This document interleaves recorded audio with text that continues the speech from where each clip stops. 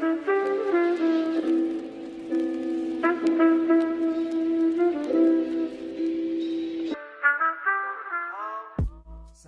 million people died in World War I. Why was this necessary? Was this bound to happen, or are we just the unfortunate subjects of our own silly thoughts and beliefs? Now that this is happening again, maybe we should consider the need for this fighting and dying.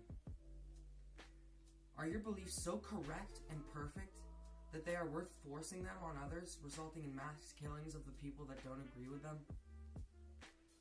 Here in America, we are fighting for what we believe is right.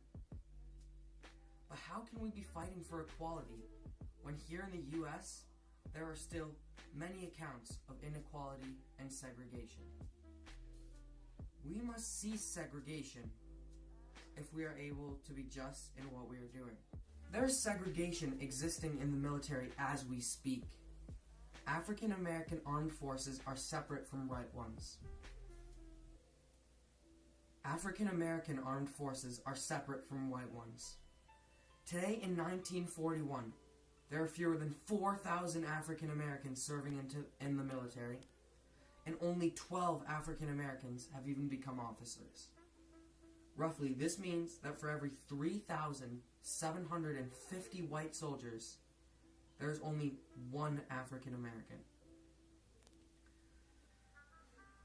If we want to show Hitler and Mussolini how we will combat their fascist bigotry with diversity and equality, we must cease this segregation. The National World War II Museum conveys the ugly truth.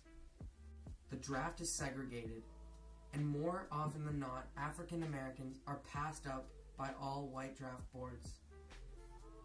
We must create propaganda and advertisements encouraging African American participation in the war.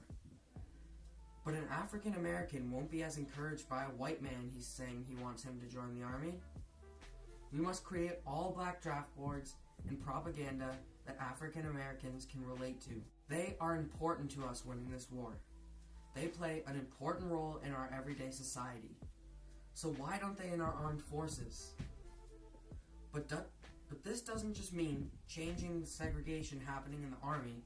We must cease segregation everywhere.